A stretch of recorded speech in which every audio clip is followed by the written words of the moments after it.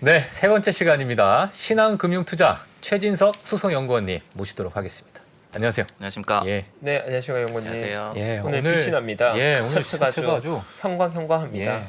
저는 두 분이서 맞춰서 입고 오셔서 더 저희요. 놀랐는데요. 예, 저희 이제 텔레파시가 통하는 사이여가지고 저희가 요즘 예. 룩을 정말 전혀 논의하지 않는데 정말로. 5번에 한 번은 거의 같은 룩을 입고 오거든요. 오늘 저희 스트라이브로 예, 오늘 많은 분들이 저희 룩을 보고 이젠 정말 아, 도플갱어급이다. 미쳤다. 네, 예, 장난 아니다. 예. 또 저희 오늘 저희 케미를 보여주는 거죠. 연구원님은 또 뒷배경 맞춰가지고 또 옷을 입고 오셨습니다. 아, 네, 예, 그런가요? 컬러 맞추죠. 컬러 맞추셔가지고 자 오늘 또 옷도 잘 입었고 네 시장만 잘 가면 재밌게 한번 해보시죠. 시장만 잘 가면 됩니다. 시장은 갈 예. 길을 잘 가고 있어요. 알겠습니다. 네, 좋습니다. 자 오늘은 어떤 이야기로 한번 들어가 볼까요? 오늘은 제가 그 키워드를 하나 이제 정해가지고 네. 거기에 대해서 뭐 전체적인 시장 얘기도 하고 음. 그리고 이제 섹터 얘기도 하고 이렇게 좀 해볼까 하는데 네네. 키워드를 이제 온도차라고 좀 정했어요. 키워드를 온도차다. 네, 그래서 예. 이제 첫 번째는 이 소위 말하는 재력가들과 개인 투자자들 간의 심리에 좀 온도차가 있다.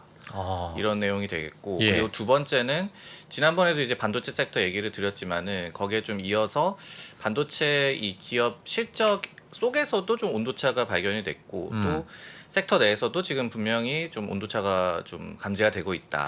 그럼 이 온도차가 뭐 물론 이제 말씀해 주시겠지만 긍정적인 방향입니까? 약간 우리가 좀 생각해봐야 될 방향입니까? 뭐 둘 중에 어느 게 더 옳다 그르다 이런 얘기는 아니고 아 그런 얘기는 아니에요. 조금 이제 시선이 다르다 그리고 반도체 섹터 내에서도 조금 희비가 엇갈린다 뭐 이런 정도로 이해를 하시면 좋을 것 같아요. 예, 알겠습니다. 자 오늘 키워드 온도차.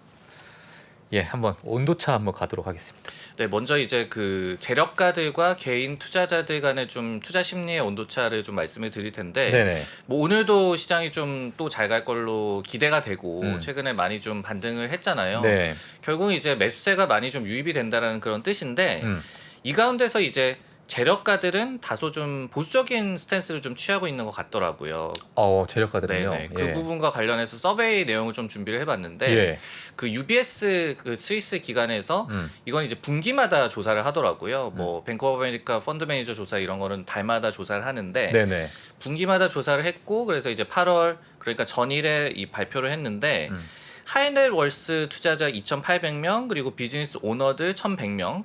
우리가 이제 하이넷월스라고 하면은 유동성이 높은 금융자산을 100만 달러 이상 보유한 그런 재력가들을 의미를 하거든요. 네. 뭐 거액 투자자. 예. 그리고 이제 울트라 하이넷월스라고 그러면은 3천만 달러 이상을 굴리는 투자자들. 울트라. 네네. 예. 요렇게 좀 지칭을 합니다. 근데 이런 재력가들이 여전히 좀 시장이 보수적인 걸로 좀 나타났어요. 예를 들어서 현금 보유 비중이 23%로 나타나면서 이제 5월 달에 지난 조사 대비해서 1%포인트나 오히려 또 늘어났고요. 네. 그리고 이제 여전히 인플레이션이 가장 큰 고민이다라고 이런 거액 투자자들이 얘기를 했다라고 하는데 이를 그러니까 인플레이션을 주된 우려 요인으로 꼽은 비율이 57%로 역시 이제 지난번 조사에 대비해서 3%포인트 오히려 늘어났고 네. 지정학 리스크나 그리고 뭐 침체 공포 이런 것도 여전한 좀 리스크로 좀 지목을 하고 있었고요. 그리고 이게 좀 흥미로웠는데 인플레이션 때문에 이들 거액 투자자들의 43%는 빅 퍼체스를 못 하고 있다. 그러니까 좀 돈을 써서 큰 거를 사야 되는데 그거를 좀 망설이고 있다. 이렇게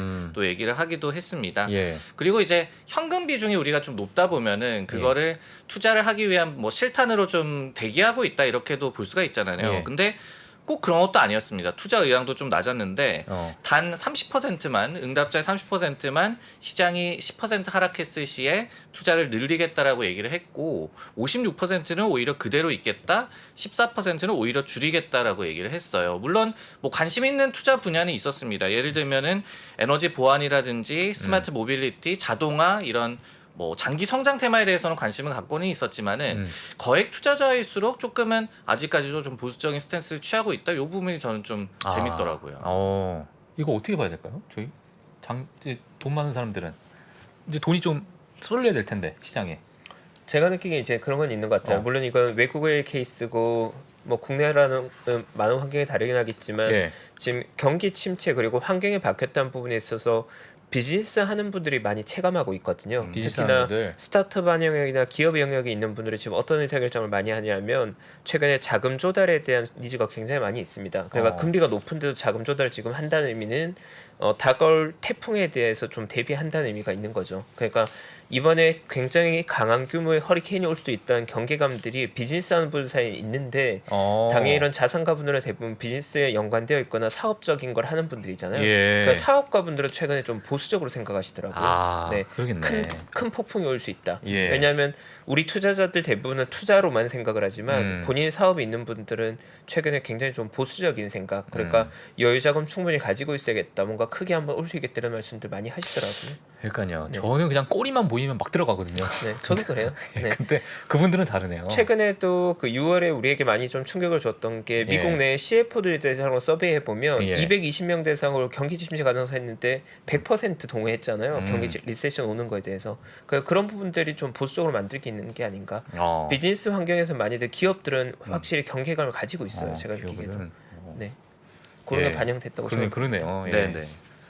알겠습니다. 근데 이제 반면에 개인 투자자들은 아까도 뭐 꼬리만 보이면 들어간다라고 예. 말씀을 해주셨는데 침 흘리죠. 예. 바로 이제 좀 반대되는 그런 성향이 나타났더라고요. 여전히 좀 풀 매수 모드다. 예. 뱅크 오브 아메리카에 따르면요, 이제 자사 고객들이 5주 연속으로 미국 주식을 매수를 했다라고 하는데 네. 그 규모가 40억 달러나 됐고, 그리고 뭐 방어주에 투자를 하는 것이 아니라 오히려 뭐 경기 민감주라든지 그리고 성장주 투자가 대부분이었다. 이런 데이터가 나와 있습니다. 그리고 빅테크가 또 최근에 개인 투자자들의 그런 매수세에 큰 좀 수혜를 받았다, 이런 데이터도 나와 있고, 그리고 이제 그림을 하나 보시면은 좀 흥미로운 것이, 지난번에 이제 4주간에 제가 글로벌 주식형 펀드에서 자금이 유출되고 있다라고 말씀을 드렸잖아요. 근데 이 7월 27일까지 한 주 더 집계를 해봤을 때도 글로벌 주식형 펀드에서는 여전히 순 유출이었어요. 이번엔 27.3억 달러로 유출 규모는 뭐 굉장히 많이 줄어들었지만은 그래도 여전히 지금 글로벌 주식형 펀드에서는 자금이 빠져나가고 있다. 근데 미국 주식형 펀드에서는 이번에 뭐 굉장히 소폭이기는 하지만은 63만 달러 정도 소폭 순유입이 됐어요. 특히 개인 투자자들이 이렇게 미국 주식을 좀 많이 사고 있기 때문에 여기에서도 조금은 그래도 선방을 하지 않았나, 이렇게 뭐 추측을 가능케 하는 그런 데이터지 않을까라는 생각이. 이게 뭐 그러니까 전체적으로 봤을 때 미국 주식이 생각보다 좀 많이 빠져 있고, 하지만 미국 뭐 이제 경기가 좀 그래도 다른 데보다 체력이 좀 탄탄한데 좀 상대적으로 좀 많이 빠졌다. 뭐 이렇게 또 볼 수가 있는 거겠죠. 네, 그렇게 예. 뭐 개인 투자자들이 보고, 그리고 뭐 지난번 아니면 뭐 계속해서 바잉 더 딥이 통했던 그런 전례들이 있기 때문에 이런 거를 좀 기억을 하고 개인들은 풀 매수 모드를 지금 보이고 있는 것 같고, 예. 그리고 이제 개인들이 뭐 어디에 집중을 하고 있느냐, 앞서서도 이제 말씀을 드렸듯이 성장수 섹터에 이 집중을 하고 있는데, 성장주. 네, 네. 그거를 좀 더 구체적으로 말씀을 드리자면은 네네. 그 반다 리서치라고 기관이 있습니다. 여기에서 이제 개인 투자자들이 미국 주식에 특히 어떻게 좀 투자를 하고 있는지를 계속해서 트래킹하는 그런 기관인데, 네. 7월 말에 개인 투자자들의 이 팡을 포함해서 뭐 테슬라라든지 마이크로소프트 등의 이제 인기 기술주를 매수한 그 규모가 2014년 이후에 최대치였다, 이렇게 얘기를 하고 있고, 그리고 이제 개별 종목도 수치로 밝히고 있는데, 역시 이제 반다 리서치 수요일 보고서에 따르면은 최근 5일간의 테슬라에 대해서 개미들이 6.93억 달러나 매수를 했다. 그러면서 이 기간에서는 테슬라 이제 액면 분할을 앞두고 좀 매수 열기가 있다. 그리고 2위도 애플이었는데 역시 3.79억 달러로 이 개인 투자자들은 정말 풀 매수, 그리고 성장주, 그리고 뭐 많이들 사랑하시는 테슬라, 애플 이런 거를 여전히 담고 있다. 이런 게 또 예. 지표로 나와 있습니다. 이번에 올라간 게 저희가 개미들이 다 모여가지고 올렸네요. 예.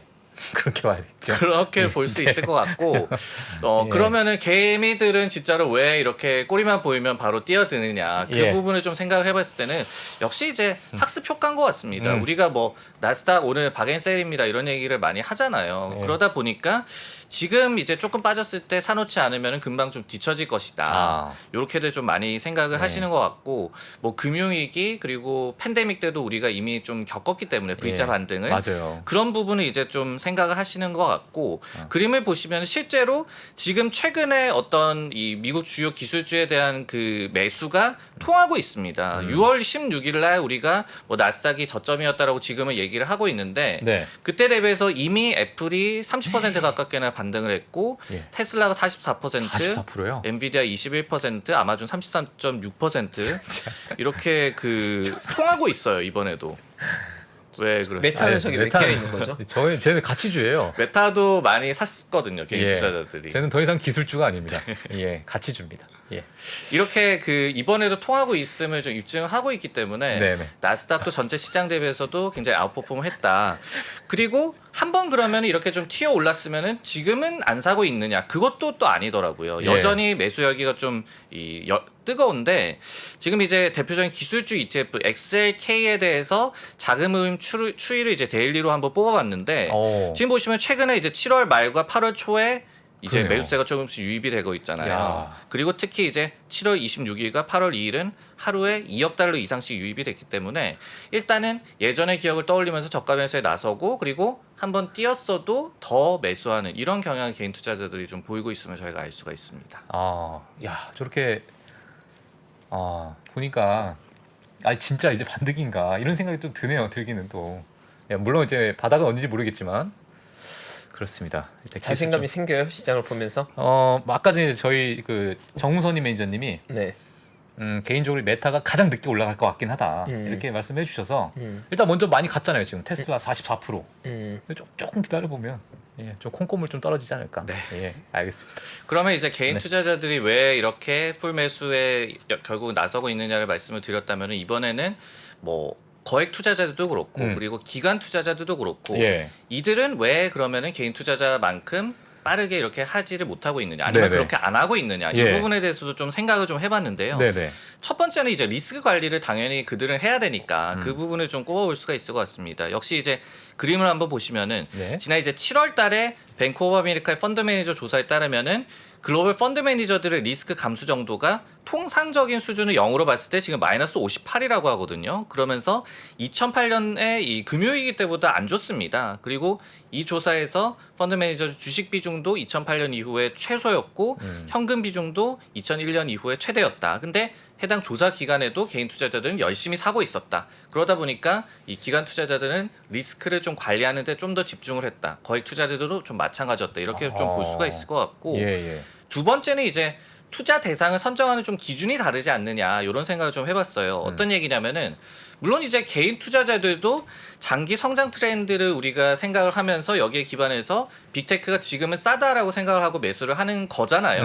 근데 이제 재력가들도 보면은 장기 성장 테마 그러니까 뭐 에너지 보안이라든지 스마트 모빌리티라든지 뭐 자동화 이런 거에 주목을 하고 있거든요. 상대적으로 좀 긴 호흡을 가지고 이들은 좀 투자에 나서고 있다. 이렇게 좀 볼 수가 있겠고 예. 세 번째는 사실 이제 재력가들은 상장 주식 외에도 투자 대안이 많다. 이 부분도 저희가 좀 생각을 해봐야 될 것 같아요. 네. 어떤 얘기냐면은 우리가 이제 티나라고 얘기하는 거는 이 주식 시장에 있는 것 외에는 대안이 없다 이런 얘기잖아요. 근데 사실은 하이넷월스 투자자들은 상대적으로 대안이 많습니다. 뭐 예를 들어서 투자정보 웹사이트 모틀리풀에 따르면은 앞서 말씀드렸던 이제 울트라 하이넷월스 투자자들 같은 경우에는 자산 내에서 대안 투자의 비율을 50% 내외로 계속해서 좀 유지를 하고 있다라고 하거든요. 예. 이 대안 투자가 특히 이제 한 2020년대 오면서 뭐 사모펀드 상품, PE 아니면 부동산 이런 걸로 투자 대상이 굉장히 다변화되고 있습니다. 그리고 재력가들은 뭐 예술품도 투자를 많이 하고 뭐 빈티지카, 비상장 주식 이렇게 이 액세스를 많이 갖고 있다 보니까 네. 사실은 이렇게 상대적으로 상장 주식에 대해서는 좀 보수적으로 접근을 하고 모험을 피한다. 이렇게 예. 좀 유추를 할 수가 있을 것 같고 그렇죠. 앞서서도 뭐 말씀을 드렸지만 둘 중에 뭐 누가 낫다 누가 맞다 이렇게 말씀드리고자 하는 것이 아니라 데이터상에서 온도차가 나왔던 것이 좀 흥미롭다. 그러니까 뭐 서로 잘 참고를 하면서 예. 뭐 서로 잘 되는 방향으로 하면 좋지 않을까라는 생각에서 준비를 해봤습니다. 하여튼 뭐 여러 가지 대안이 있네요. 예. 진짜 뭐 그림을 좀 사고 싶어도 저 같은 사람은 이제 힘들잖아요.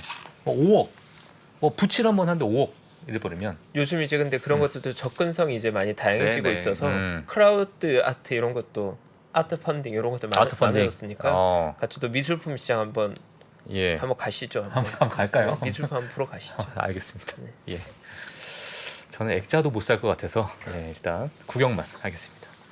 자, 그다음에 저희가 또 이제 뭐 반도체 쪽으로 한번 넘어가 볼까요? 네, 이제 예. 반도체 쪽에서도 온도차라는 키워드를 갖고 제가 한번 준비를 해봤는데 AMD 지난번에 이제 인텔과 비교를 하면서 좀 말씀을 드렸잖아요. 근데 AMD 실적이 나왔죠. 근데 다소 이제 아쉬운 주가 반응은 있었습니다. 근데 실적 자체는 좀 양호했거든요. 2분기 뭐 매출, EPS 모두 다 시장 컨센서스 비트를 했고 그리고 그림을 한번 보시면은 네. 인텔과 특히 비교를 했을 때는 주요 사업부의 매출 증가율이 정반대였다. 그러니까 인텔은 컴퓨팅 부문 그러니까 CPU 위주 PC용 그런 제품에서 매출이 YY 기준으로 25% 줄어들었는데 AMD는 25% 성장이 나왔고 그리고 이제 데이터 센터용 칩 같은 경우에도 인텔은 16% 매출이 줄었는데 AMD는 83%나 증가를 했습니다. 그러니까 지난번에 뭐 말씀을 드렸듯이 인텔을 확실히 좀 성장성 측면에서 앞서고 있는 면을 이번에도 AMD가 좀 입증을 했고요. 근데 이제 왜 주가가 좀 하락을 했냐? 처음에 이제 나왔을 때 시간에 걸어서 뭐 한 7%까지도 하락을 했었거든요. 예. 물론 이제 전일 정규장에서는 뭐 한 1% 정도로 낙폭 축소를 했지만은 3분기 이제 매출 가이던스를 65억 달러에서 69억 달러로 제시를 했어요. 네. 근데 컨센서스 68억 달러였습니다. 그러다 보니까 높았던 기대치에는 좀 충족시키지 못하는 그런 가이던스였다. 그리고 또 한 가지는 좀 우려를 키웠던 게 네. PC 업황에 대해서 시장이 보고 있는 것보다도 더욱더 좀 보수적인 그런 전망을 AMD 측에서 제시를 했어요. 수치를 좀 말씀을 드리면은 경영진에서 올해 이 PC 출하량이 2.9억 대에서 3억 대 정도라고 예상을 했습니다. 근데 네. 이거를 기존의 전망치 대비해서 하향한 것이기도 하고요. 그리고 그 가트너 시장 조사 업체의 데이터를 좀 인용을 하자면은 네. 전년 대비해서 13.7% 감소를 점침 셈이 되거든요. 근데 가트너는 오히려 이 수치에 대해서 9.5% 줄어들 걸로 예상을 하고 있습니다. 네. 그러다 보니까 물론 이제 뭐 데이터 센터용이라든지 인베디드 이런 사업부 등의 이제 성장이 있기 때문에 연간 매출 증가의 가이던스는 60% 그대로 유지를 했지만은 이렇게 PC 업황에 대해서 시장보다 더욱더 보수적으로 전망을 제시한 것 역시도 예. 약간은 부정적인 주가 반응의 원인이었다. 예. 그 측면에서 사업부별로 좀 온도차가 나타났다. 이렇게 보여집니다. 지금 그러면은 인텔의 어떤 점유율을 AMD가 좀 뭐 그대로 가져갔다는 표현은 좀 그렇지만 그래도 많이 좀 뺏어 오고 있는 그런 상황인가요? 그렇죠. 어떻게 예. 보자면 PC 이 시장 업황 자체가 좀 무너지고 있는 그런 상황에서 예. 온전히 뭐 인텔과 AMD가 둘 다 피해를 받는 것이 아니라 이 AMD는 인텔로부터 점유율을 조금은 뺏어오고 있기 때문에 예. 그 피해가 조금 덜하고 예. 그리고 또 인텔 같은 경우에는 가이던스를 이번에 대폭 하향 조정을 했잖아요. 근데 그렇죠. AMD는 이번에 전사 매출에 대해서는 가이던스를 조정을 하지 않았거든요. 그 말은 이런 PC 업황의 둔화 그런 우려를 자신들도 좀 심각하게 보고는 있지만은 네. 다른 사업부가 워낙 또 잘 되고 이게 상쇄를 해줄 것이다 이렇게 또 믿음을 보여준 거라고 좀 보여집니다. 네. 그 저번에 뭐 인텔에 대해서 아까 뭐 저번에 말씀해 주셨던 14나노 예를 들어서 뭐 여러 이제 기술적인 부분이 있는데 지금 이제 AMD나 엔비디아 같은 기업들은 조금 그래도 좀 앞서가고 있는 그 어떤 기술적인 면에서 뭐 이렇게 좀 상황이잖아요 현재. 그렇죠. 기술력 면에서 압도적인 승자들이죠. 예, 그러면은 인텔과 어떤 AMD, 엔비디아와의 어떤 그 간극 차에서 인텔이 이 점유율을 넘어설 수 있는 가능성이 앞으로 나가는 그 방향이 있어가지고 그 클까요? 어떻게 될까요? 근데 이게? 기본적으로 인텔 같은 예. 경우에는 PC 시장이 이제 강자였는데 이미 마켓 시어를 거의 80% 가지고 있다. 그게 이제 더 넓혀 영역이 없는 상태에서 뺏기고 있는 예, 거잖아요. 예. 지금 기준으로 이제 7대3 정도 7대3? 되거든요. AMD가 아직은 먹을 땅이 좀 더 있긴 하겠죠. 아. 그래서 인텔 역시도 PC 시장의 점유율을 지키는 게 문제가 아니라 다른 예. 영역들 GPU나 기타 영역으로 넓히려고 계속 하려고 하는 거죠. 넓혀야 되는 거 있는 그런 바운드리 상황이고. 비즈니스까지 예. 확장하는 걸로. 알겠습니다. 네. 인텔보다는 AMD CPU가 성능이 좋나요? 최근에는 예. 신 모델을 내는 속도가 그러니까 같은 버전으로 하면 당연히 인텔이 더일 건데 신 모델을 출시한 속도가 AMD가 먼저 선점을 하는 거죠. 아. 예. 그러니까 시장에 대한 대응이 AMD가 더 빠르다는 얘기를 하는 거고 인텔이 자꾸 욕을 먹는 게 기술력이 있는데 예. 이 리더미클하지 못하다고 해야 되나? 아, 네, 시장을 좀 빨리빨리 박자를 못한다. 그렇죠. 트렌드를 이제 주도해야 되는데 어. AMD가 먼저 한 발짝 앞서간 거죠. 계속. 예. 그러니까 시장의 수를 또 선점하게 되는 거고. 네. 알겠습니다. 일단 또 공부하고 있습니다. 예. 그래서 이렇게 AMD 실적 내에서도 뭔가 PC와 관련된 그런 사업부 그리고 뭐 데이터 센터나 다른 부분과 좀 관련된 사업부에서 온도차가 나타났다고 한다면은 섹터 내에서도 기업별로도 온도차가 좀 감지가 됐어요. 제가 그래프를 하나 준비를 해봤는데 네. 이번에 이제 2분기 실적을 발표한 주요 반도체주의 실적 그 매출 증가율과 그리고 컨센서스 대비한 서프라이즈 그 정도를 한번 정리를 해봤는데 네. AMD는 이제 PC용 CPU 아니면 뭐 데이터 센터용 CPU 이런 게 주된 거죠. GPU도 있겠고 그리고 퀄컴은 모바일용 이제 칩을 많이 하는 회사고 그리고 쿼보도 모바일용 아니면 뭐 통신칩 이런 회사고. 근데 이들 기업들이 뭐 매출 증가율은 AMD나 퀄컴이 괜찮았어요. 근데 서프라이즈 정도는 거의 없었습니다. 그러니까 컨센서스에 뭐 거의 가까스로 부합하는 정도에 불과했다라고 한다면은 NXP 반도체나 온 세미컨덕터는 둘 다 차량용 반도체 위주의 업체죠. 근데 서프라이즈가 크게 났어요. 그리고 예. 텍사스 인스트루먼트 같은 경우에도 산업용이라든지 이렇게 좀 다변화된 그런 엔드마켓에서 갖고 있는 반도체 업체거든요. 예. 그러다 보니까 이렇게 좀 실적에서도 갈리는 모습이 나왔다. 근데 그럴 수밖에 없는 이유가 앞서서도 말씀을 드렸듯이 PC 업황이 굉장히 좀 둔화할 것으로 예상이 되고 있잖아요. 같은 화에 따르면은 이 올해 반도체 전체 매출이 전년 대비해서 7.4% 증가할 걸로 예상을 하고 있는데 네. 작년에 그 성장률이 26%였습니다. 그러다 보니까 성장세가 대폭 둔화할 것으로 예상이 되고 있고 내년도에는 글로벌 반도체 매출이 YY 기준으로 2.5% 역성장할 걸로 이 기관에서는 보고 있어요. 근데 예. 특히 PC향 칩 매출이 올해 이미 5.4% 줄어들 걸로 예상이 되고 있고 스마트폰 향 매출도 3.1%로 물론 성장은 하겠지만은 2021년도에 24.5% 대비해서 성장이 대폭 둔화될 것이다. 이런 부분들이 결국은 이렇게 업체들 간에 뭔가 실적의 서프라이즈 정도의 차이가 나타나는 온도차. 원인이다. 이렇게 예. 좀 볼 수가 있겠습니다. 아까 말씀해 주신 온도차. 그러면 앞으로 이제 반도체 기업도 차량용 또는 뭐 자율주행 이런 쪽으로 조금 집중돼 있는 반도체 기업들이 앞으로 좀 수혜를 크게 받을 수 있다. 뭐 이렇게 저희가 좀 볼 수 있을까요? 네, 반대로 보자면은 그렇게 볼 수밖에 없을 것 같아요. 예. 역시 이제 그림을 한 가지 보시면은 예. 차량용 반도체 시장 규모는 지금 꾸준하게 성장할 걸로 예상이 되고 있거든요. 뭐 한 네. 2030년까지도 이렇게 우상향 곡선을 탈 것으로 예상이 되고 있고 지금이 뭐 한 500억 달러라고 한다면은 그때는 뭐 한 2배 정도로 성장할 걸로 예상이 되고 있거든요. 네네. 근데 이제 차량용 반도체 같은 경우는 일단은 여전히 수급이 빠듯하다는 얘기를 우리가 많이 하고 있어요. 뭐 차도 지금 많이 안 나오고 있잖아요. 아직 이제 공급망 이슈가 좀 네네. 계속 남아 있는 상황. 그래서 이제 시장에서는 뭐 올 하반기에는 이제 풀릴 거다라고 얘기를 하고 있지만은 뭐 우리가 그런 얘기를 한 게 한두 번이 아니지 않습니까? 계속 예. 좀 속아오고 있기 때문에 예. 그렇고 이렇게 차량용 반도체 시장에 대해서 이 전망이 좋은 이유는 역시 한 뭐 세 가지 정도로 정리를 해볼 수가 있을 것 네. 같습니다.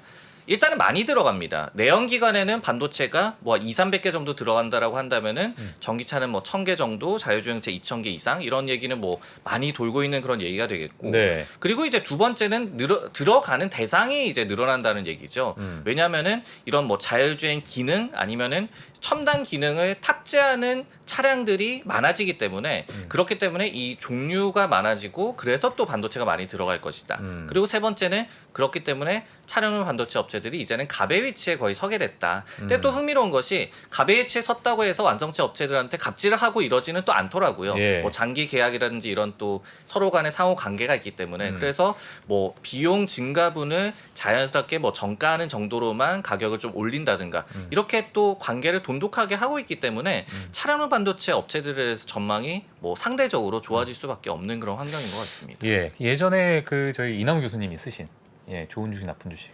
그 책에서 제가 잠깐 읽었던 부분이 모바일 시장보다 자동차 시장이 한 4배 정도 크더라고요. 전 세계적으로. 그러니까 이제 자동차 뭐 전기차가 다 대체가 된다고 하면 거기 들어가는 이제 반도체 수요가 어마어마하니까 맞아요. 사실. 그러다 보니까 이제 그런 부분도 직접적으로 또 수혜를 받을 것 같고. 예. 알겠습니다. 그러면은 이제 그 자동차 반도체 중에 뭐 대표적인 기업이 뭐가 있을까요? 점유율적으로 봤을 때. 네, 대표적인 기업은 아까 이제 보여드렸듯이 뭐 NXP 반도체가 있겠고요. 그리고 뭐 인피니온이라는 업체도 있겠고, 뭐 온 세미컨덕터도 있고. 근데 이제 뭐 인피니온과 이제 NXP 반도체가 1위를 항상 뭐 다투는 그런 기업이 되겠고요. 그리고 이제 뭐 사실은 뭐 1위 업체가 점유율이 뭐 10%대 초반 정도밖에 되지 않습니다. 그러다 보니까 뭐 압도적으로 이렇게 되고 있는 건 아니고 그 섹터 내에서도 뭐 그래서 뭐 M&A도 좀 일어나고 있고 뭐 그런 상황입니다. 알겠습니다. 그럼 여러 이 기업들이 좀 아직은 나눠 먹고 있는 네네. 그런 그래서 상황이다. 뭐 미국에 상장된 거는 NXP나 뭐 온세미컨덕터 이렇게들 많이 투자를 하시고요. 네네. 그리고 이제 마지막으로 그러면은 뭐 주요 기관들도 이렇게 뭐 데이터 센터용 아니면 차량용 이런 반도체 업체들 좋게 보고 있느냐 네. 그런 것 같습니다. 뭐 네. 제가 한 6월 말에서 7월까지의 뭐 주요 기관들의 반도체 섹터에 대한 전망을 좀 종합을 해보더라도요. 네네. 뭐 예를 들어서 JP모건 같은 경우에 브로드컴이나 마벨 테크놀로지라는 기업에 대해서 좋게 보고 있는데 이 둘 다 데이터 센터용 칩에 대한 모멘텀을 굉장히 좋게 보고 있더라고요. 뭐 마벨 같은 경우에는 전사 매출의 30% 정도를 데이터 센터용 칩이 차지할 만큼 뭐 비중이 크기 때문에 그리고 이제 뭐 키뱅크라는 기관에서도 마벨에 대해서 단기 전망을 상향을 했는데 네. 이 또한 뭐 데이터 센터용 칩에 대한 모멘텀 때문이었고 그리고 뭐 아날로그 디바이시스 예. 앞서 말씀드렸던 온 세미컨덕터, NXP 반도체 예. 이런 것 역시도 차량용 그리고 산업용의 익스포저가 큰 기업들이 지금 반도체 사이클에서 가장 큰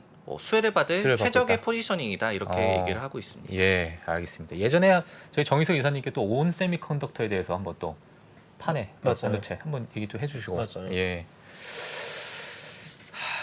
가야 되나? 예, 그런 생각이 좀 듭니다. 예, 반도체 시장 알겠습니다. 네. 자, 오늘 뭐 어떻게 여기까지 자료가 더 있으신가요? 제가 준비한 내용은 여기까지. 여기까지요? 예. 사정 한번 가실 사정 시간이 한번 가야겠습니다. 됐습니다. 그러면 예, 갈 때는- 시간이 벌써 이렇게 됐습니다. 예. 오늘 힘차게 한번 쳐주세요. 알겠습니다. 자, 오늘 선물 시장 달려보시죠. 괜찮나요? 선물 시장? 괜찮습니다. 네, 가도록 하겠습니다. 아우, 아, 파워프레스. 됐어요. 예. 힘이 느껴졌습니다. 예, 바티칸 스타일. 시장 자, 한번 시장 보시죠. 한번 같이 보도록 하겠습니다. 지금 시장이 개장이 했겠죠. 자, 떨리는 순간. 네, 아직 안 들어왔네요. 들어왔습니다. 나스닥은 나스닥은 어제 거네요. 전일 종가. 네. 됐다 들어왔네요 지금. 예. 플러스 0.04. 네, 지금 S&P 500은 0.03% 하락을 출발했고 다우는 마이너스 0.12%. 나스닥은 플러스 0.05%. 네, 이렇게 이제 상승을 하고 있습니다. 지금 나스닥은 상승하고 있네요. 아직 뭐 시작이라서 좀 봐야 되는데 저희가 맵을 한번 더 보도록 하겠습니다. 어떤 상황인지. 예. 테슬라가 아주 기운 좋습니다. 930불입니다, 지금. 네. 엊그제 600 몇십 불이었는데. 일단 뭐 $1,000까지 근접하는 데는 매물이 별로 없이 가는 예. 모습이네요. 아마존도 최근에 지속적으로 또 올라가는 그런 모습을 좀 보여주고 있고요. 저점이 $101였으니까 음. 저점 대비 거의 40% 올랐어요. 예. 네. 어마무시합니다. 예. 그리고 나머지는 뭐 지금 군데군데 녹색이 좀 보이고 있다. 게릴라전을 펼치고 있다, 지금. 예, 이렇게 보시면 될 것 같고요. 그다음에 지금 많이 빠진 종목들이 또 뭐예요? 트래블 저쪽 이제 저희 리오프닝 주들이 조금 빠지고 있네요. 그리고 여기에 숨어 있었습니다. 이베이가 이베이가 지금 저기 마이너스 사이에? 5%. 예, 이 사이에 좀 넓게 만들어 주지 저. 자, 이베이가 숨어 있었습니다. 아마존 옆에. 네, 마이너스 5% 빠지는 모습 볼 수 있을 것 같고요. 그다음에 이떤 리오프닝 관련주에서 부킹홀딩스도 오늘 사실 실적 발표가 또 있는 날인데 좋지 않게 좀 흘러가고 있다 보시면 될 것 같고 그 다음에 또 뭐가 있을까요? 오늘 알리바바가 여기 맵에는 안 보이네요. 예, 바바가. 알리바바는 커버. 예, 지금 하여튼 지금 이렇게 빨갛게 나오는 부분이 웬만해서는 지금 실적 발표가 나온 그런 기업들이기 때문에 좋지 않은 실적 발표들이 좀 나오고 있다. 포티넷도 마이너스 12%. 예. 보안 관련주에서 이런 부분도 좀 보여주고 있습니다. 예, 전체적으로 실적들이 좀 전반적으로 좀 안 좋은 기업들이 지금 빨갛게 좀 보여주고 있다 이렇게 보시면 될 것 같고요. 오늘 테슬라, 아마존이 가장 그래도 빅테크 중에서는 강하게 가고 있다 이렇게 보시면 될 것 같습니다. 그 외에는 뭐 그렇게 특별하게 사실 특별하게 볼 게 없는 게 아니라 제가 관심이 없습니다.